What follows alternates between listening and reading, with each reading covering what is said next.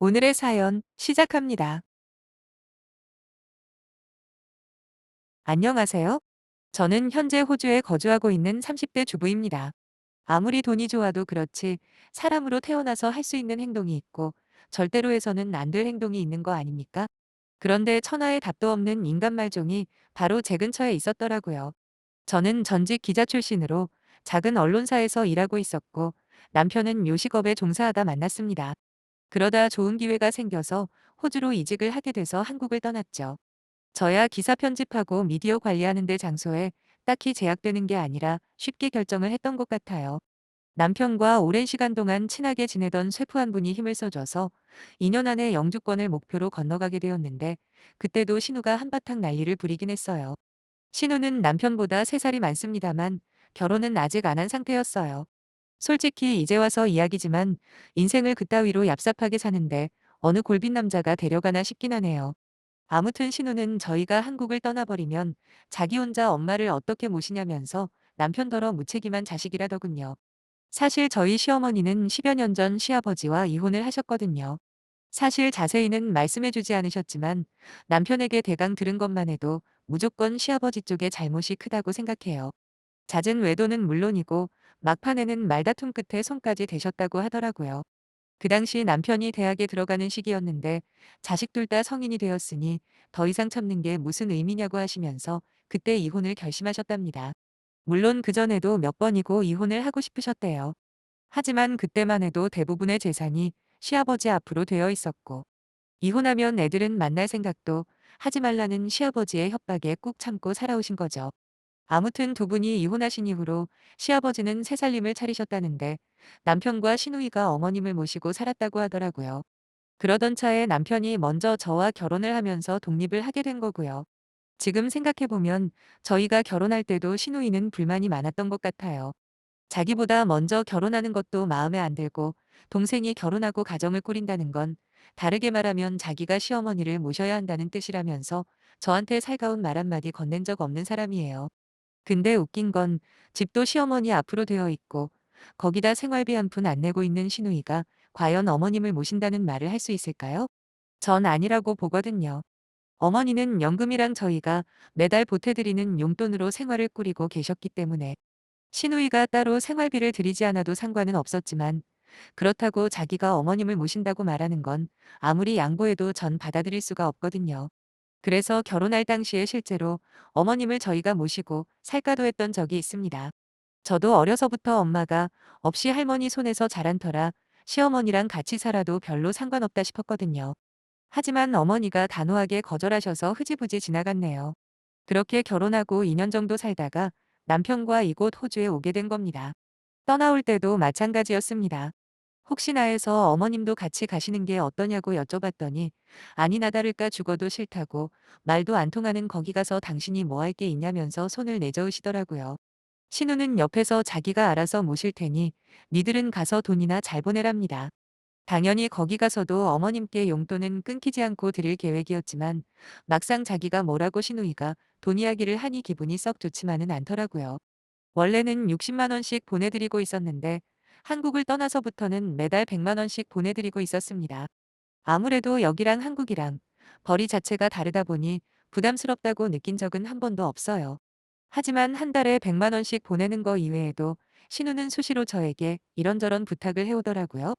시어머니 건강이 좋지 않다며 여기에서 특별히 싸게 살 수 있는 것들 요즘에 한국에서 이런 브랜드가 유행인데 거기서는 반값에 살 수 있다고 들었다며 연락을 해왔습니다. 처음 몇 번은 그냥 보내줬어요. 알아서 돈 보내겠지 하고 말이죠. 하지만 절대로 돈을 보내주는 일은 없길래 지난번에는 제가 먼저 신우에게 영수증을 사진 찍어 보내버렸어요. 제 계좌번호까지 함께요. 보통 사람이라면 미안하다면서 민망해하는 게 정상이잖아요. 근데 신우는 오히려 짜증을 내더라고요. 가족끼리 돈 몇 푼이 아깝냐며 니네들 돈 잘 버는 거 아는데 이 정도도 못 해주냐입니다. 저도 그때는 어이가 없어서 아니 저희한테 혹시 돈 맡겨놓은 거 있냐 그래 버렸어요.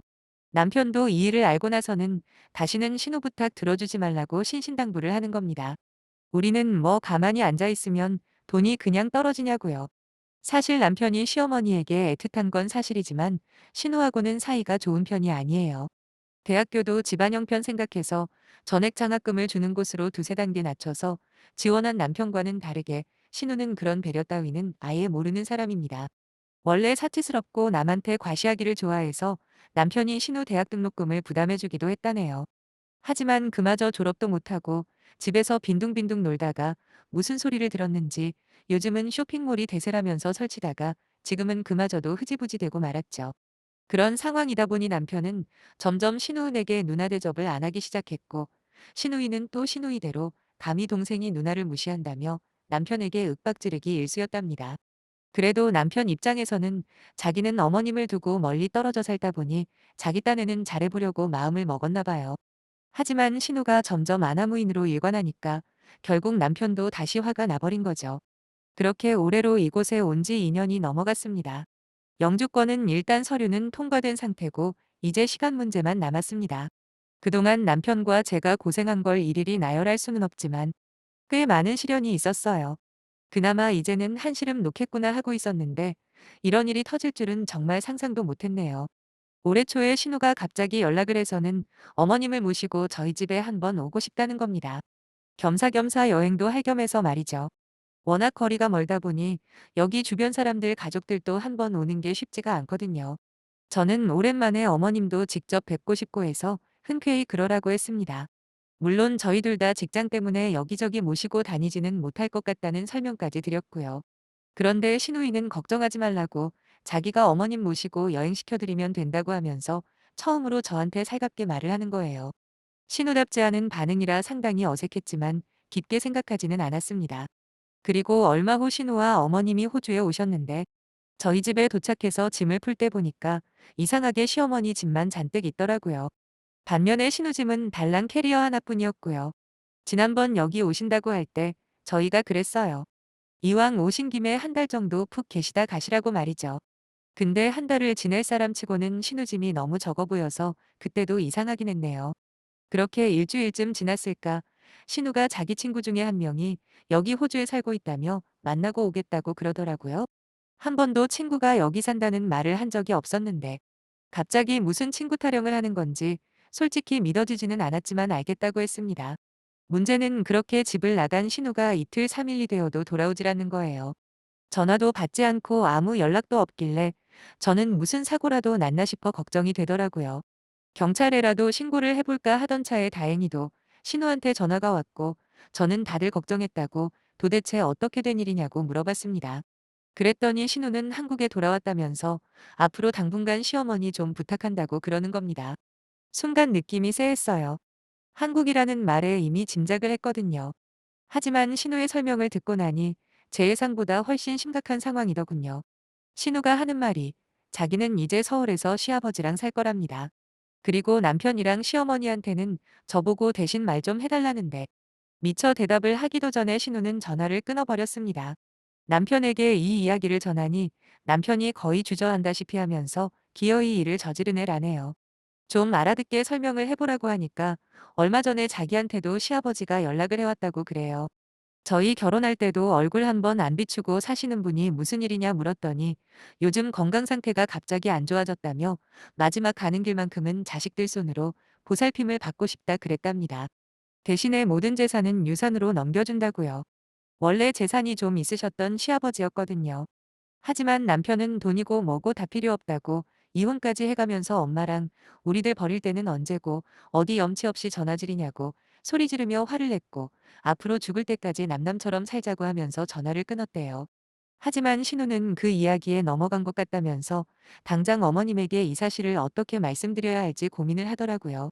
원래부터도 신우의 행동 하나하나가 이해 안 되는 게 많았지만 이번 일은 진짜 납득이 안 되는 거예요. 같은 여자이자 모녀 사이이면서 어떻게 돈 때문에 자기 엄마를 이렇게 먼 타지에 버리듯 두고 갈 수가 있는지 말입니다. 전에는 그저 허영심 많고 싸가지 없는 인간 정도로만 생각했는데 알고 보니 그보다 훨씬 더 쓰레기더군요. 결국 그날 저녁 시어머니가 놀라지 않게 최대한 조심조심 상황을 설명해 드렸어요. 시어머니는 생각보다 충격은 덜 받으신 것 같았지만 시아버지가 그런 식으로 연락을 해왔다는 사실에는 엄청 분노하셨습니다. 그리고 하나뿐인 딸에 대한 원망도 엄청 컸고요. 그러나 저러나 남편은 어떻게 시어머니를 돌려보내야 할지 걱정하는 눈치였습니다. 저는 고민 끝에 시어머니에게 여쭤봤죠. 이제 어떻게 하실 거냐고요. 어머님은 여기에 더 있어봐야 니들만 불편할 테고 그냥 한국에 가서 고향에 내려가고 싶다고 말씀하시더군요. 그간의 정정하시던 모습은 온데간데 없이 며칠 만에 잔뜩 의기소침해진 노인이 돼버린 것만 같아 마음이 정말 아팠습니다. 저도 모르게 시어머니에게 어머님만 괜찮으시다면 당분간 저희랑 지내시는 건 어떠시냐 말씀드렸더니 시어머니께서 제 손을 꽉 잡으시더라고요. 며느리라고 딱히 잘해주고 챙겨준 것도 없는데 말이라도 같이 지내자고 해줘서 너무 고맙다고 하셨어요. 아무래도 자기 속으로 낳은 딸한테는 버림받았는데 남이나 마찬가지인 며느리한테 배려를 받으니까 감정이 복받쳐 오르신 거겠죠. 남편 역시 따로 제게 고맙다고 자기 어머니에게 그렇게 말해줘서 감동했다며 평생 잘하겠다고 하더군요.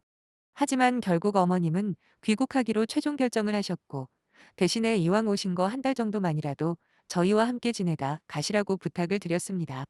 한 달 동안 뭐 많이 챙겨드리지는 못했지만 그래도 어머님 모시고 여기저기 여행도 다니고 하면서 인간적으로 제법 가까워져서 개인적으로는 좋았네요. 드디어 어머님이 한국으로 들어가시는 날이 다가왔고 저랑 남편도 휴가를 내서 직접 모시고 다녀오기로 했습니다. 비행기에서 바라본 시어머니 옆모습은 꽤 쓸쓸해 보였습니다. 왜 안 그렇겠어요? 신우랑 올 때만 해도 얼마나 설레는 마음으로 오셨겠습니까? 하지만 딸한테 버림받고 돌아가는 그 기분이 어떠실까 생각하니 제가 다 속상하더라고요. 그렇게 한국에 도착하자마자 시어머니는 비어있는 아파트를 내놓으셨어요. 집에 가보니 신우는 대충 자기 짐 챙겨서 시아버지 안에 간 것 같더라고요. 시어머니는 씁쓸해 하시면서도 다 큰 자식이 지갈 길 간다는데 어쩔 수 없지 않냐 하시더라고요. 부동산에 같이 가서 시어머니 아파트를 내놓으면서 하나 새롭게 알게 된 사실이 있는데 그 동네에 지하철이 들어오게 되면서 집값이 많이 올랐답니다. 시어머니는 이런 거 저런 거 신경 쓰기 싫다면서 다른 매물들보다 저렴한 시세로 집을 내놓으셨고 그래서 생각보다 거래도 빨리 이루어졌습니다. 한국에 있는 동안 저는 대부분의 시간을 시어머니와 보내드렸어요. 물론 친정에도 들리긴 했지만 왠지 어머님이 더 신경이 쓰였거든요. 시어머니와 건강검진도 하고 둘이 같이 미용실도 다니면서 나름대로 모녀지간처럼 시간을 보냈습니다. 어머님은 어떠셨을지 모르겠지만 저는 하루하루가 즐겁고 행복했어요. 왠지 어머님 마음의 상처를 치유해드린 것 같기도 했고요. 어머님께서는 집이 팔리고 돈이 들어오면 거기에서 딱 반을 저희에게 주시겠다 하시더라고요. 당연히 남편과 저는 괜찮다고 말씀을 드렸는데도 당신께서 그 돈 가지고 뭘 하겠냐며 그럴 바엔 앞날이 창창한 니네들한테 주는 게 훨씬 값지다고 하시며 고집을 부리셨고 저희가 호주로 돌아오고 한 달인가 후에 2억이라는 거금을 보내주셨네요. 비록 몸은 멀리 떨어져 있지만 이틀에 한 번씩은 꼬박꼬박 영상통화를 하면서 안부를 전하며 지내고 있는데 어머님은 고향에 작은 집을 하나 사셔서 잘 지내시고 계세요. 조그맣게 채소도 기르면서 거기에 남아 계셨던 친구분들이랑 바쁘게 시간을 보내시는 것 같더라고요. 당신께서도 아무 걱정 없이 지낸다고 말씀하셨고요. 그런데 얼마 전 신우에게서 연락이 왔습니다.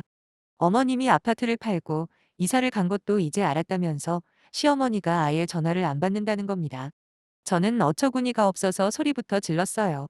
지난번에 어머님 모시고 한국에 갔을 때 혹시나 해서 계속 전화를 했다고 먼저 인연 끊고 어머님 버리고 도망갈 때는 언제고 이제 와서 무슨 낯짝으로 전화했냐고 따져 물었습니다. 그런데 역시나 신우는 인간이길 포기했더군요.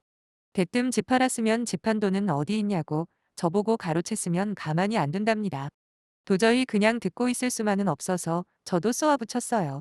너 같은 걸 자식이라고 보살펴준 엄마 여기 버리고 간 주제에 지금 아파트 판돈 이야기가 나오냐. 최소한 어머님이 지금 잘 지내시는지 죄송하다는 말 한마디 정도는 해야 하는 거 아니냐고요. 제발 정신 좀 차리라고 대신에 어머님한테는 내가 소식 전해줄 테니까 그동안 일말의 반성이라도 하라고 말하곤 전화를 끊었습니다. 어머님께 신호위를 전해드렸더니 신경 쓰지 말라고 하시며 당신께서 직접 알아듣게 말하겠노라 하셨어요. 나중에 어머님을 통해 들어보니 재산 물려준다면서 자기를 돌봐달라던 시아버지는 사실 아무것도 가진 게 없는 무일푼이었다고 합니다. 이미 가지고 있던 재산은 바람났던 여자한테 다 뺏기고 빈몸으로 쫓겨나다시피 해서 그나마 보증금에서 월세 까먹으면서 살고 있었던 거죠. 그러다 도저히 버틸 재간이 없다고 판단해서 버린 자식들한테 연락해서 돈 준다 꼬드겨 본 건데 신우가 보기 좋게 거기에 걸려든 거였어요. 재산을 핑계로 신우한테 돈 벌어와라 뭐해라 거기다 살림까지 아주 식모처럼 부리다가 결국 신우가 시아버지한테 뜯어먹을 돈이 한 푼도 없다는 걸 알게 된 후 미련 없이 떠났다고 합니다. 염치도 없이 어머님에게 다시 돌아오려고 했지만 이미 버스는 떠난 후였죠.